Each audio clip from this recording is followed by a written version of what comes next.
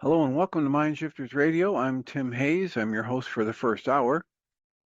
And today is Friday, July 25th, 2025.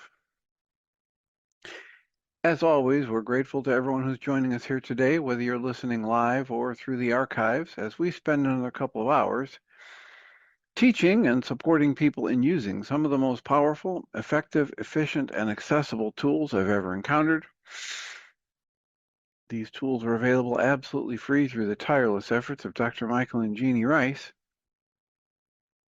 on the website at whyagain.org. If you go to that website and click on the two words that say Start Here in the upper left-hand corner, it will take you to a page where you can download and read Chapter 24 of Dr. Michael Ryce's book. His book is titled, Why Is This Happening to Me Again? And that chapter of the book contains a narrative description and explanation of the primary tool in this work. That tool is called the Reality Management Worksheet, sometimes called the Reality Management Wake-Up Sheet, and it's a tool I've been using to great effect for over 20 years now to improve the quality of my life and most of my relationships,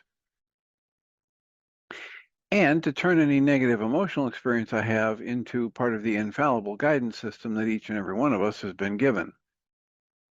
You can also download from that page an actual copy of the worksheet process itself. It's a simple PDF file. Click the link, download it, print it off, copy it as often as you'd like, and use it over and over again absolutely free. You can also download a whole host of audio files or shows just like this one where people have been stepped through the worksheet process, and if you choose to listen to them, they can serve as a powerful tutorial for you to help you get the maximum benefit from these tools in the shortest amount of time possible. You can also go to your app store and type in the three words HeartLand Aramaic Forgiveness, and if you choose to do that before you're done typing the word forgiveness, you'll see the glowing heart icon. If you tap on that, it will let you download a completely free and private app that contains the Reality Management Worksheet. It contains an abbreviated version of that worksheet process, and it contains a copy of the Dragon Klingon game, which is a wonderful way to introduce these tools to even younger audiences. Or you can join us live. You can open up a browser on your, a page on your web browser and go to zoom.us and type in the meeting code, a meeting ID, 853-2357-4173. The meeting ID is 853-2357-4173. You can also just call one of the many numbers that Zoom makes available and add that meeting code 853-2357-4173, and you can listen in or unmute with *6. That's a toggle. It'll mute you and unmute you, *6, and then you'll be able to talk to us directly as well, even if you're just calling in on the phone. And we greatly appreciate whenever anybody chooses to do that because it makes our job infinitely easier. Our job here is to live into the intention of being of service, and that is just infinitely easier to do when we know how these things are landing for you. So we have plenty of time for comments and questions, and this is a Friday, so we had our support group last night, and we listened to the most recent podcast offering from Michael Singer. And when we take a look at, whether it's Guy Finley or Michael Ryce or Michael Singer, basically, if you listen to any one of their talks, they're going to be very similar to all the rest of their talks. And the essence of, a big part of the message last night from Michael Singer was that essentially spirituality is not about thoughts and words and beliefs and dogmas and rituals and meditations. Spirituality, according to the focus of his conversation, is centered around being able to be present and being aware of your thoughts and relax in the presence of them. Understanding that your thoughts are not you and that your thoughts don't have any more value than the value you individually give them. And so it's not about quieting the mind. It's not about controlling yourself and your thoughts. Spirituality is about relaxing. And if you relax and you don't put so much effort into creating meaning for your thoughts or the individual events that you experience as a flow of life, that there'll be a natural rising of the energies that give you a broader experience, deeper, broader, richer experience of this thing we call life. And he talks about if I value certain thoughts or give them a high level of meaning in my life, it will draw me down into the physical realm, into the belief that thoughts are real, into levels of stress and tension that they aren't necessary and they aren't universal and they only exist at the physical level. So imagine that you could be living your life wide awake, aware, clean, sober, whatever you want to say. You're living your life and you're aware of just a hodgepodge, a flood of thoughts. And they may be calling you to be afraid or to watch out for what's coming, or, like somebody yesterday said, what really scares me is AI, and to be aware of those things and relax in the moment that you're aware of them. To do what he calls moving your awareness back to the seat of your consciousness, the seat of your soul, and understanding that there's a way in which you can intentionally step back, detach from, by that I mean withdraw your identification with certain beliefs, certain thoughts, certain images, and just see what's there at another level of being, at another level of observation, at another level of awake presence, just to see what's there and to experience it from that seat of the soul or the observer position. And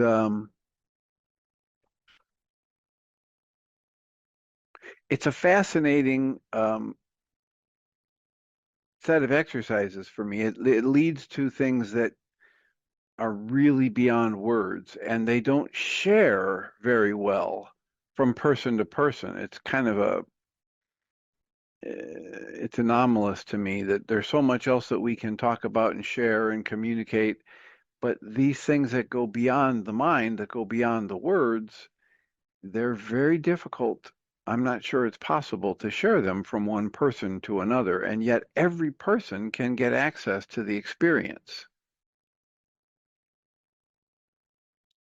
We've our literature, our day-to-day living examples is littered with situations where people talk about how, this was happening and there was absolute chaos, and all of a sudden everything just went into slow motion and I just felt completely calm. And then all of these things unfolded in a way I could never have imagined. Now we hear stories like that. We hear stories like that from people who are, if they've survived a car accident or some other kind of trauma. And yet So, so we know we have these firsthand reports of people who've had that experience, and yet almost all of them seem to happen. They come unbidden. They come involuntarily. And when people try to make that happen, they fail miserably. And part of why they fail miserably, if you listen to the Michael Singer talk from yesterday, which is his most recent podcast, it's available absolutely free wherever you get your podcasts. But part of that process is this ability to understand that if you have any kind of an upset or tension in your present moment experience, whatever your mind is telling you at that time is not your true essence. It's not your true nature. It's not going to benefit you to keep valuing it. It's the thoughts going through your mind and the value or importance you give them are responsible for the tightness and the tension and the upset that you're experiencing.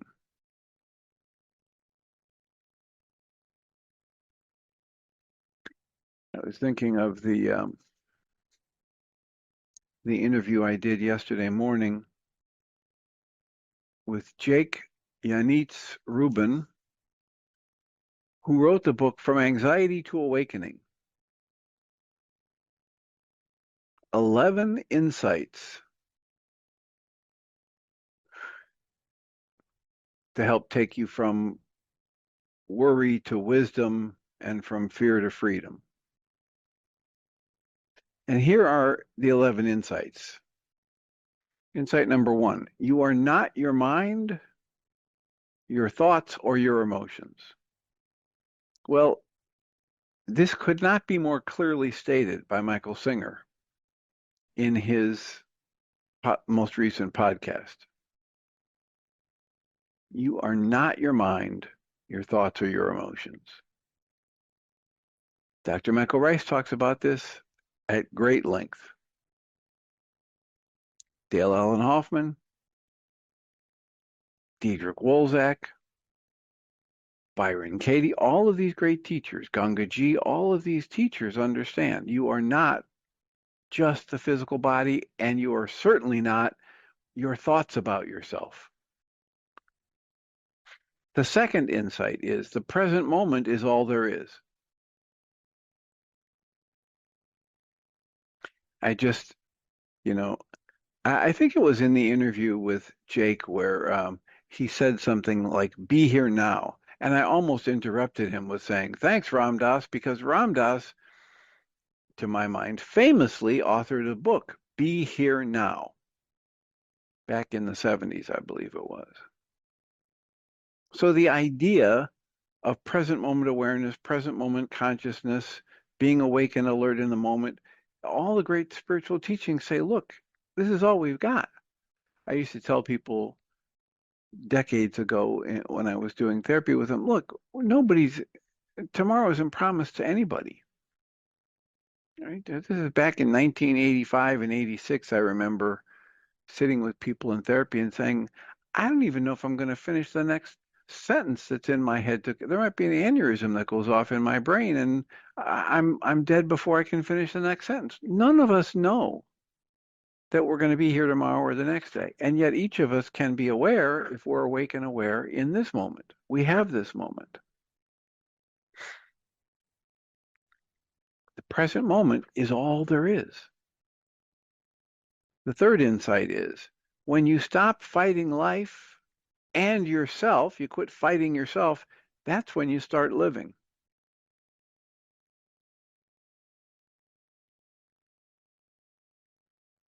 Think about it. How many times do you, quote, fight life, close quotes, that you label what's happening as bad or wrong? And you might say, and it would be very, very normal for you to say at this point, if you're just getting introduced to this work, well, what am I supposed to do when the car won't start, or somebody broadsides me, or somebody's slapping a kid in the middle of the Kmart or whatever. And the answer to that can't really be spoken summarily or concisely in words, because what you end up doing will be different in every one of those situations. And yet all of these deep spiritual teachings, or most of them anyway, they really grasp this concept that one of the things that's not productive in the moment when life takes a turn you weren't expecting, what is not helpful in any way is getting upset and getting angry and labeling it as bad or wrong or yelling at yourself or life or the people around you. That's just not beneficial. So whatever else you do will unfold, and we can't exactly predict it. But one of the things we can do is what the bottom line observations call us to do. The first observation is, and I put the hardest one right up front in my list of 10 bottom line observations. And the first observation is, if whatever you're doing isn't working, feel free to try something else.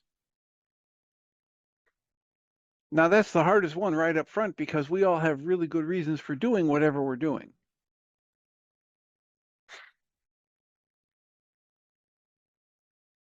Well, another piece of the wisdom there is that if I just keep doing stuff because it's what I've always done, because I've been programmed to do it, because it's what my parents always did, it doesn't matter how many times I do it. If it's not helpful and effective, it's not helpful and effective. And I'm using my time, intelligence, money, and energy in that moment to do something that's not working. So I don't have any space to let something unfold that could be more loving, that could be more of a blessing to myself and others, that could be more productive, if you want to use a word like that. So this is why this insight, the third insight, is so useful. Stop fighting life. Stop fighting yourself. That's when you start living. Why? Because when you're fighting with life, or you're fighting with yourself, or you're fighting with other people, you have your energy focused on things you've got no control over. And you can't possibly make your life experience better in that moment by pouring your mind energy into the negative thoughts, the labeling, the blaming, the attacking. The fourth insight here is that freedom begins where control ends. So again, we're looking at something that's pretty much the opposite of what our culture teaches us. Our culture teaches us to be wide awake and aware, use our conscious logical mind as our master, map everything out, understand the why and the how and the when and the what for and the and control things to make them come out the way you want them. And this observation tunes into the realization that if I'm trying to control something, it means I'm in a state of fear, or I'm being motivated by fear, or I'm trying to avoid a fear. So what's motivating me to control something is, you might say, faulty perception or distorted perception. And our perception is created inside of us. We've been through this many times on the internet show. I'm sure we'll go through it many other times. If you want to tap into really good science about how we are hallucinating our perception, go to YouTube and type in Anil, A-N-I-L, last name Seth, S-E-T-H, and anything about perception or hallucinating perception, and you'll have a few talks you can listen to about hard science trying to map out and understand what is this thing we call perception? What is the process that allows us to create images in our mind that hopefully fairly accurately represent what's going on in the world around us. The fifth insight is that the ego is a cage. It's a cage, and you hold the key. Just like in the Eagle song. So oftentimes it happens, we live our lives in chains, and we never even know we have the key. Ancient wisdom, if the Eagles are singing about it, you know it's got to be true.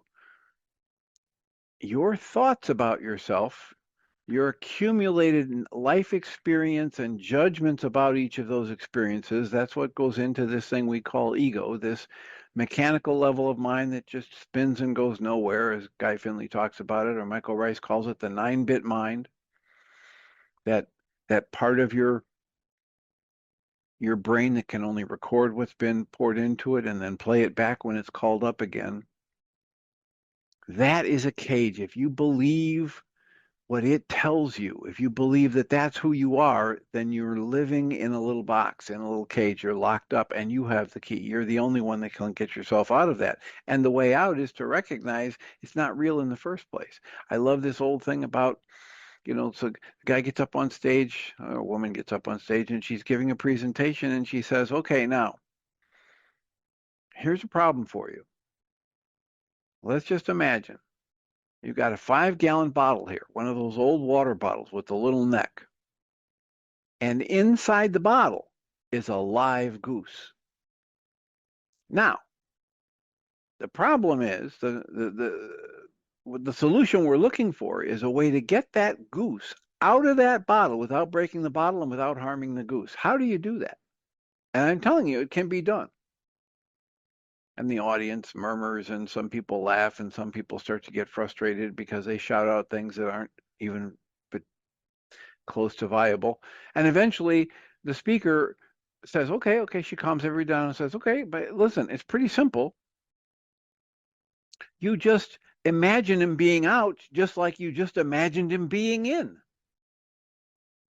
You use your imagination. If you believe that you are bad and wrong and stupid and limited, you create an experience of it. That's yourself building your cage. And it's as real as you believe it is.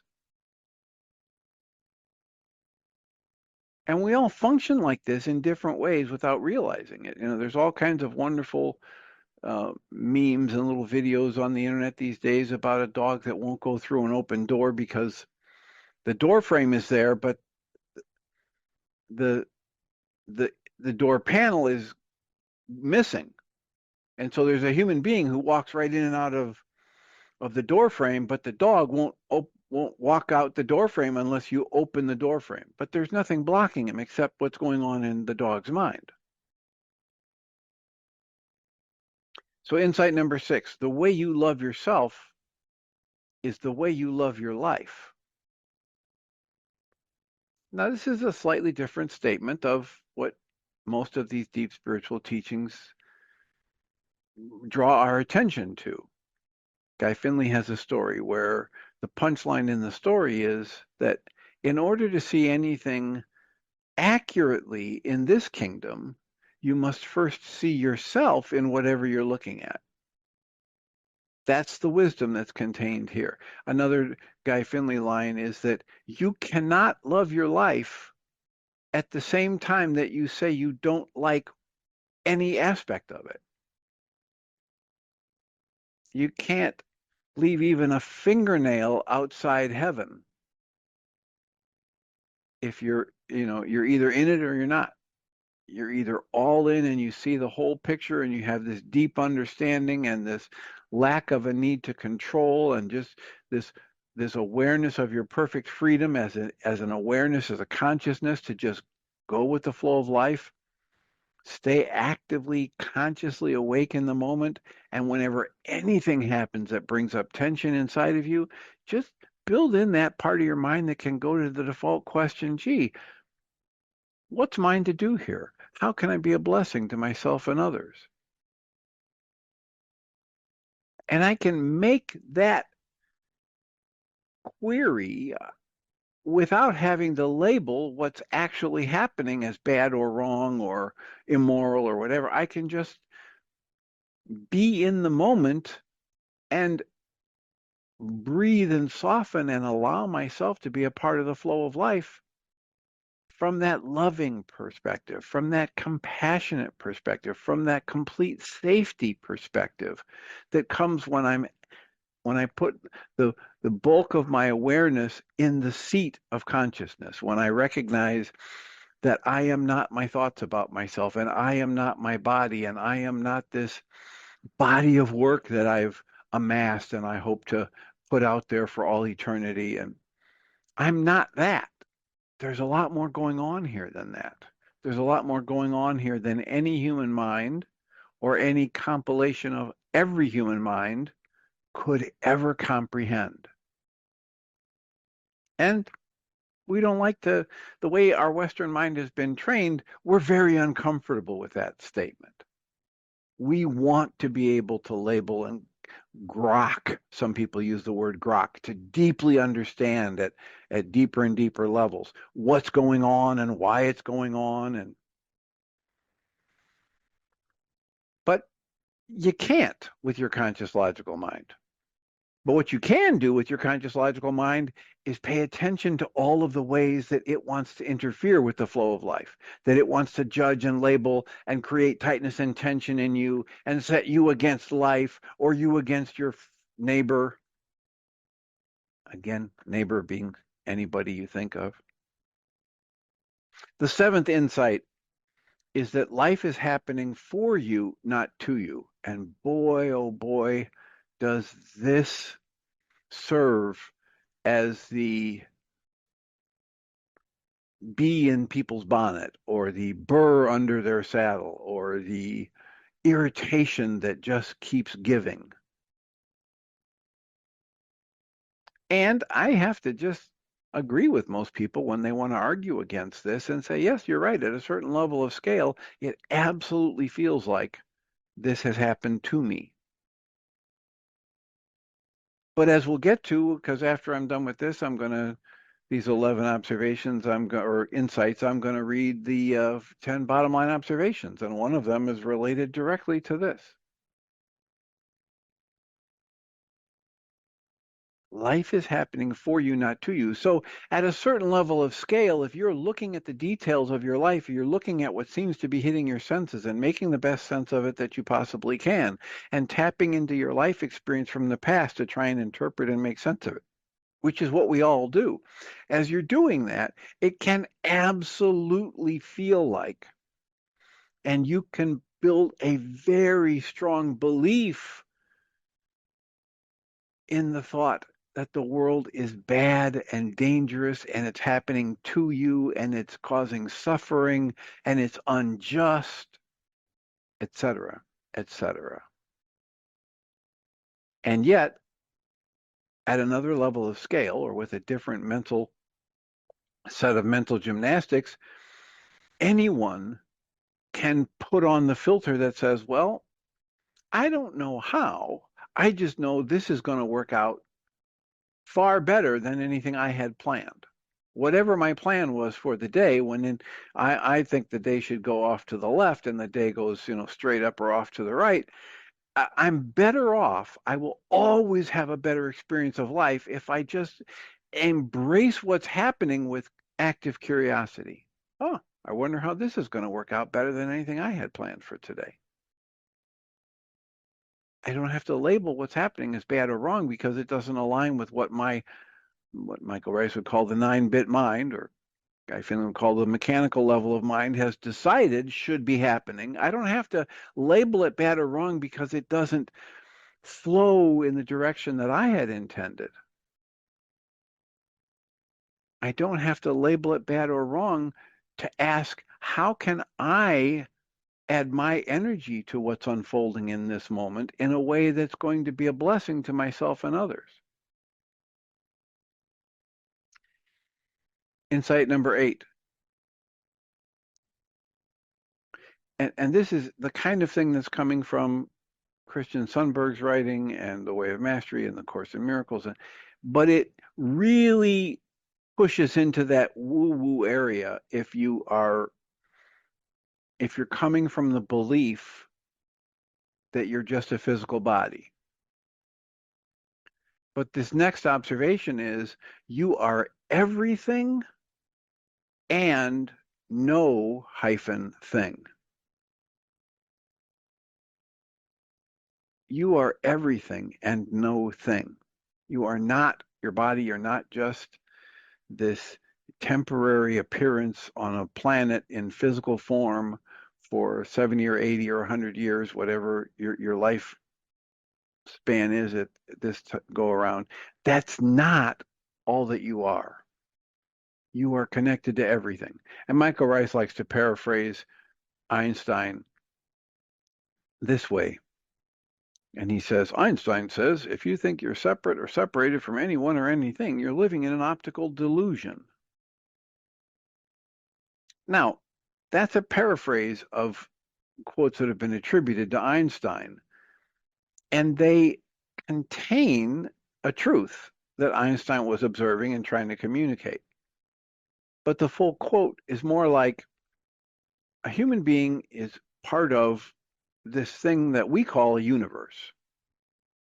And we create a special affection for certain people and things around us.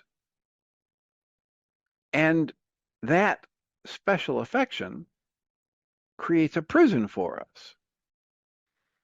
And the only way out of that prison is to extend that special affection to everyone in all of creation. That's closer to the Einstein quote, where it's the recognition that we're all connected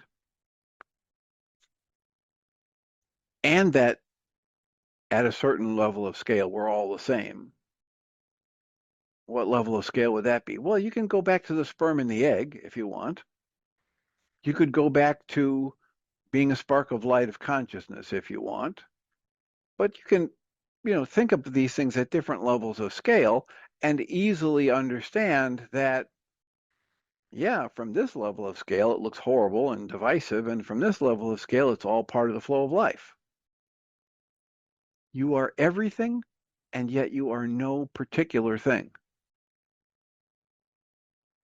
Which feeds into what I was reading from the Way of Mastery yesterday about how this is a pathway in the Way of Mastery. They're recommending a pathway or inviting you to a pathway that says your primary first task here is to give up any sense of wanting to be special or any sense of being able to claim that you have accomplished something or achieved something. Just give that up. And of course, the Western mind has no good, easy way to make sense of that. So we push that aside. The ninth insight from this book titled From Anxiety to Awakening. The ninth insight is what you are can never die. Now, we have this from Christian Sundberg's work in his book, A Walk in the Physical. We have it from The Course in Miracles and The Way of Mastery. We have it from great, great teachings from people like Sadhguru and Krishnamurti and countless others. That your essence, your awareness, some would use the word soul, the truth of what you are, who you are, how you are, can never die, was never born and will never die. This is from The Way of Mastery. It's got a part in the fourth lesson where it says, listen, if somebody asks you who you are, please stop giving them a name or a location on the planet or a political affiliation or a religious affiliation. The next time somebody asks you who you are, tell them, who am I? I am infinite and eternal. I have never been born and I will never taste death. I shine forth as a sunbeam to the sun, and I am the effect of the Creator's love, and I stand before you to extend that loving energy to you. Insight number 9, what you are can never die. It echoes through every deep spiritual teaching that's ever resonated with me. Insight number 10 of 11. Everything is interconnected. This is right in line with insight number 8. You are everything and no thing. Everything is interconnected. This goes right into the Einstein quotes and the Max Planck quotes about how everything is energy and there is no such thing as matter and all energy is connected, etc.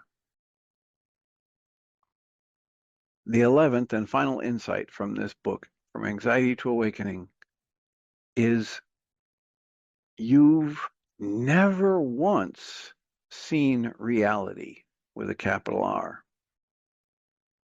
Hyphen, not even once. And now, as a way of explaining that, I refer you back to dozens of shows that we've done over the past 14 plus years, where we talk about the active nature of perception, which most people in our culture are not made aware of. As a matter of fact, they're programmed to believe the opposite, that perception is very passive. I just open my eyes and I open my ears when I'm in a place and I understand what's going on there. And I perceive it, and I perceive it accurately. And I'm programmed to believe that I perceive accurately, so strongly believe that I perceive accurately that when I'm in the presence of other people who are all actively creating their own perception and their perceptions differ from mine, I'm ready to go to war. I'm ready to punch them out. I'm ready to scream at them.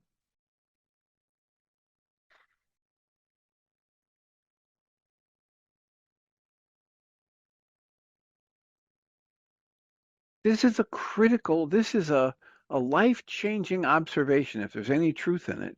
You've never seen reality, not even once.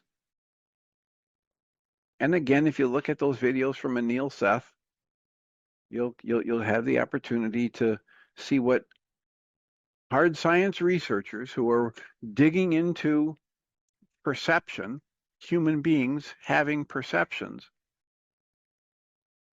what their understanding is of what is this process we call perception? How does it originate? How is it controlled? How can we verify it or not? At what levels are we actively, creatively constructing something that we might call perception? So those are the observations from the book, From Anxiety to Awakening, by Jake Yanitz Rubin.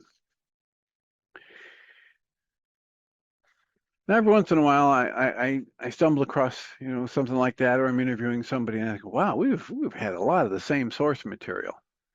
So let's see if you can see any parallels here, because I've just picked up a copy of my bottom line observations, which I give to patients in a first or second session. And I explained that I used to call them bottom line rules, kind of like Dr. Michael Ryce says about his codependence to interdependence workshop. No, he meant, I meant to say his healing through relationships workshop. He used to call it healing your relationship. And then after a while of teaching it that way with that title, he recognized that the relationship isn't broken. The relationship is giving us feedback. And if we use the feedback accurately, we can heal. So he retitled the talk, Healing Through Relationship, rather than Healing Your Relationship. Well, in a similar fashion, I used to print and hand out a list of observations to my patients and call it a list of bottom line rules. And I don't know, 10 or 15 years ago, I woke up and realized, well, you know what? It's far better to live life in this active state of observation, like Rilke calls us to, learning to live in the question. So let me just change the name here. So we have 10, and I tell people, I feel like I haven't really gone hog wild. I've been doing therapy in one form or another for 51 years, and I've only got 10 bottom line observations. And I say to people that every one of these observations has earned its way onto this list. So the first observation I already mentioned. If whatever I'm doing is not working, I should feel free to try something else. Hardest one right up front. Why is that a hard one? Because my assumption is you're not sick, crazy, stupid, lazy, or masochistic. You don't enjoy the pain. So whatever you're doing, you've got really good reasons for doing. Even if you end up in my office asking for help to change it or get rid of it, you will not be aware of the good reason you have for doing the thing that you keep doing that leads to things that you don't like. But it will be there. It will be there at an unconscious or an energetic or a cross-generational family pattern level. It will be there. And when you uncover it, now you've got the liberty to make different choices. The second observation is that blame is a luxury item. I've never seen blame lead to the productive or constructive resolution to a problem. I've seen kindergarten-aged kids who are expert at blaming, but I've never seen it lead to the productive or constructive resolution to a problem. So here we have it. The first two observations basically saying the same thing. One is, at any level, if I'm doing something and I find out it's not working, I should feel free to try something else.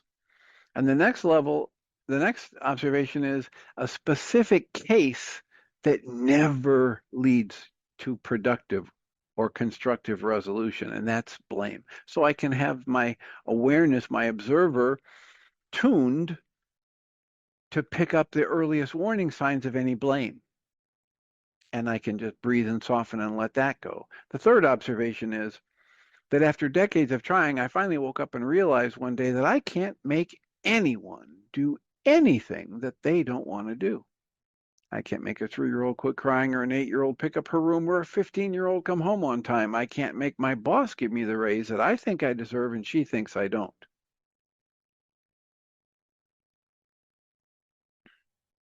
The fourth observation is that I can only be responsible for and control my own emotions and reactions. I can't control or be responsible for the emotions and reactions of anybody else, no matter how hard I try.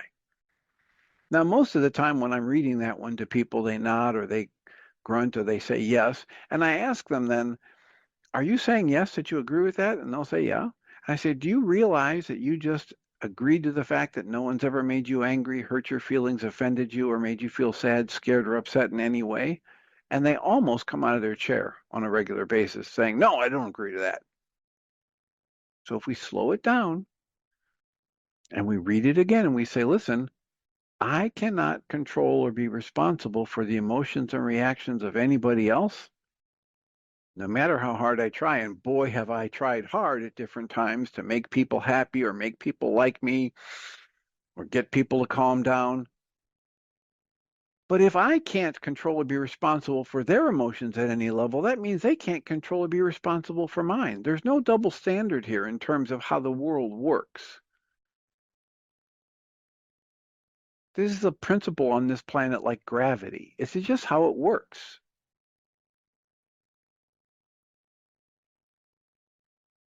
So if I can become aware of the fact that every emotion I'm experiencing is a product of a dynamic that's happening inside me, inside my thought process, inside my revision, uh, my review of history and what things mean and assembling things and giving them importance and meaning in my life. If that's what's creating every emotion I experience, then when I have an emotion I don't prefer, I can change what I'm doing that's creating it. The fifth observation here is that my greatest strengths will at times be my greatest weaknesses, my greatest assets at times my greatest liabilities. Now, I don't see any parallel for that in Jake Rubin's 11 Insights. But it's really earned its way onto my list in my life over and over again. And examples of that might be if I am a world-class, detail-oriented organizer, and I might actually make a living as a professional organizer or time efficiency expert. And that's going to be a wonderful thing. It might help me find a husband and pay for our life with kids, and he can be the stay-at-home parent, etc. Because I'm so good at keeping everything in its place and a place for everything and everything organized and neat in all moments. And yet that strength, that tremendous value in my life, that set of skills and particular intelligences is going to bump into a solid brick wall at 120 miles an hour when I have kids. And they come out of the chute not caring about that there's a place for everything and everything should be in its place, and that cleanliness is next to godliness. The kids don't care. And if I keep coming back to my greatest strength in that moment, and I spend all of my time, intelligence, money, and energy trying to make sure that nothing is ever out of place or messy, it's going to be one of the biggest disruptions to my life and the biggest impediments to my having a loving relationship with my husband or my kids. So that's just one example of how my strengths in a certain area can be a weakness in another area. As relevant to this work, one of the greatest strengths that many of us have, especially people who end up in my office these days, is that they have above average intelligence. And they've been trying to use their above average intelligence to sort out their anger, their fear, their sadness, their hurt, their response to what they believe is rejection or abandonment, etc.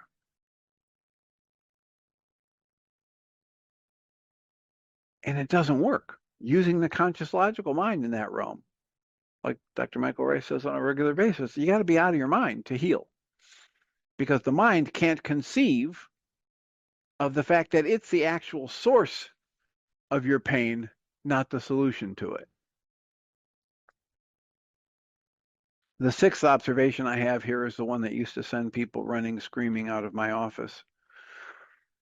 The observation is, every day I'm alive, I become more and more like my parents. And I've had people in my office that get angry and say, I am not like my parents. I'm not exactly like my parents. And I say to them, I didn't say you were. Yes, you did. You just said I am. No, what I said is, I've observed that every day I'm alive, I become more and more like my parents. And the rest of this observation reads, refusing to see this dooms me to live it without the possibility of change. However, accepting this gives me the possibility to change my behavior as I see it happening. And there's a corollary listed here. The corollary is that my children will grow up to be more like me than anything I ever tell them I want them to be. And they're going to grow up to be more like me than anything they want to be. Just because this is like gravity. It's the law of, Michael Ryce would call it the power person dynamic on this planet. He says it drives every interaction, et cetera, et cetera.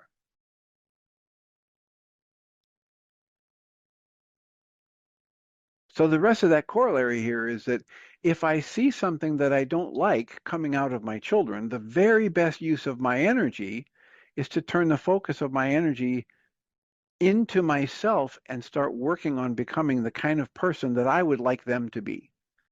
Because 80% of whatever they learn from me is going to come by them watching how I live my life. It's the modeling that I do that gets imparted to my kids far more than my words or lectures or consequences for punishments, etc.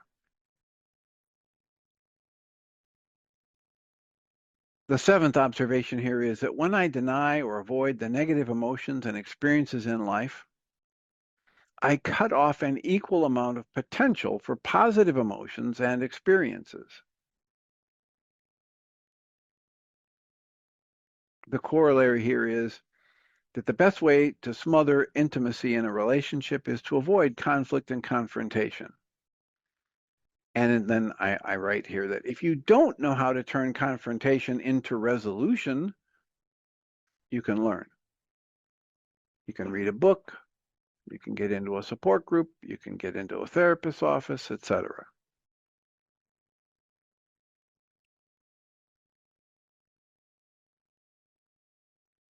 I used to have the copy machine in the office. I would take people out of my office into the business office and go over where they have this centering device to feed paper into the copier or the printer. So it keeps the center of the paper over the center of the feed base. And if you move the left arm out, the right arm moves out. If you move the left arm in, the right arm moves in, an equal portion, so that the center of the paper is always over the center of the feeder. So in my life, I can work to avoid or deny or blame on everybody else anything that's negative that arises within my life experience. But what I do is I say I don't want to feel the negative, and I'm bringing in the left side, which might be the positive side, because I don't want the right side to be out in a range where I might feel upset or tension or negativity. So I live in this narrow band. I can numb myself out. You've heard this phrase. We're living in a culture that's refined numbing out and distraction to a high art. And the wisdom that's in this number 7 observation is that everything that arises within my energy system is all good information. It's all part of the feedback loop. My anger, my fear, my sadness, my hurt, they're very valuable energies that to be used like a Geiger counter or a compass to direct me, to alert me, to awaken me when my thoughts are creating an experience that I don't prefer. The 8th observation here is, hopefully you can see some parallel to some of these 11 insights. The 8th observation is what happens, quote, to, close quotes, me, what happens to me and around me in my life is not nearly as important as how I choose to interpret and respond to those events and circumstances. You know, one of the parallels here is that life is happening for you, not to you. And yet, if I interpret it as happening to me and label it as bad or wrong, I create one experience of it. If I interpret it as being there as a flow of life, it's not a personal thing. It's Joseph S. Benner's book, The Impersonal Life, The Wisdom of the Ages. You know, God makes it rain on the good and the evil alike. Right? The sun shines, it just shines. It's not only shining for the good people. And the bad people, as you might label them, get darkness. That's just not how it works. So you're actively creating what happens as an internal experience. You may not be creating the external experience, but you're certainly creating what happens inside you in response to the life events that you witness. The 9th observation here is that I will never be upset about anything that anybody else ever says or doesn't do that I think they should, unless I'm still judging myself negatively for doing the same or similar things. This may be only in my thought, and it may have been decades ago. And yet, if I get upset and my mind tells me I'm upset because of what that person is doing, if I'm willing to go looking for it, I will find that I'm still harboring negative judgments against myself for doing that kind of thing in the past. May have been decades ago, but it's there. And the only way to truly eliminate my upset is to dismantle the negative judgments against myself and just watch as compassion takes its place. How do I dismantle the negative judgments against myself? Go to whyagain.org or the mindshiftersacademy.org and download either the short mental version of the Reality Management Worksheet or the current 7-step version from the whyagain.org website and start playing around with it. And you will start to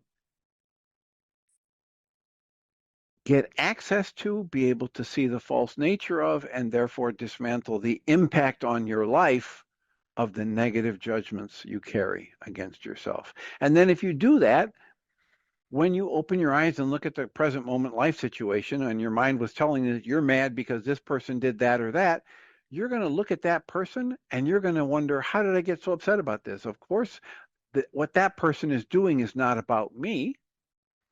And if it's anything less than love, it means that person's coming from pain, fear, or sadness inside of themselves that they're not feeling capable of dealing with internally directly in a loving way. So I have compassion open up for that person in the next moment. It'll just happen. I won't have to stress about it. I can do what Michael Singer was calling us to do last night and just witness it and relax and soften and breathe and relax. The last observation, and I just want to assure the audience before you get into an uproar about this, I am not in some kind of competition with Jake Yanitz Rubin, where now I feel it because he has 11 insights, I have to expand my list. I know some of you are getting nervous about that. So I just want to say it right up front. I'm comfortable at this point in time with my 10 observations. The last one is as follows. Whenever I have a negative thought about myself or someone else, or a negative emotion active in my mind, I can instantly know three things.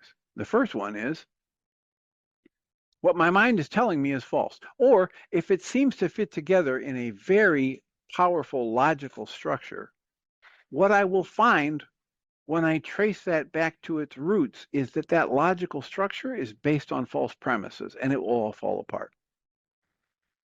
So the first thing I can know if I have a negative thought about myself or somebody else or a negative emotion active in my mind is that it's not true or it's based on a falsehood.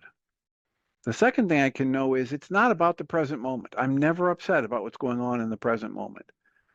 Way of Mastery, Course in Miracles, all these great teachings tell us. Byron Katie's work will lead you to the same observation. I'm not suffering because I had a negative thought. I only suffer when I believe my negative thoughts. I'm not upset about what I think I'm upset about. The Course in Miracles says you're never upset for the reason you think you are.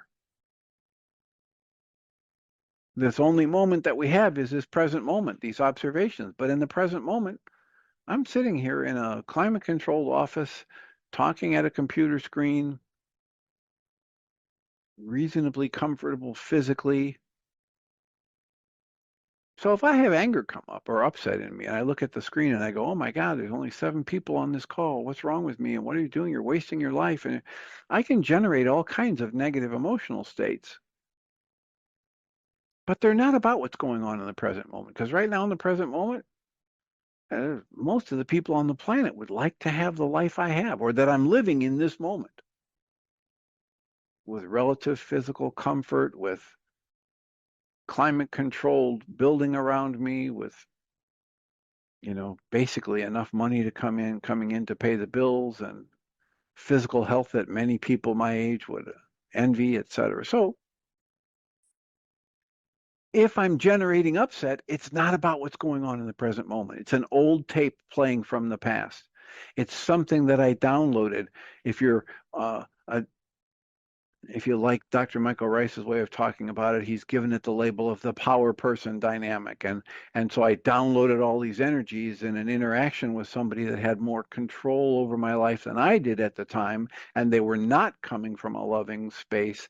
And I made the determination that this is life and death. If I don't get this right, I won't survive. And in that moment, I just, like a sponge in a radar dish, I just soak up everything about what's going on in that moment. And then years later, when I get upset and I'm in a climate controlled room like this, it's about that stuff getting resonated.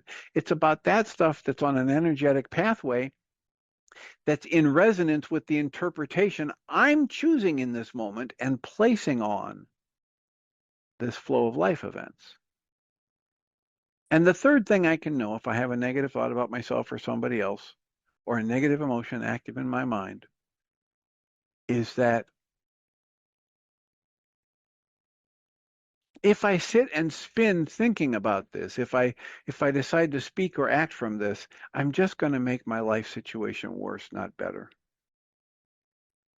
I say it's akin to throwing garbage on the buffet table right before dinner. It does not enhance the dining experience.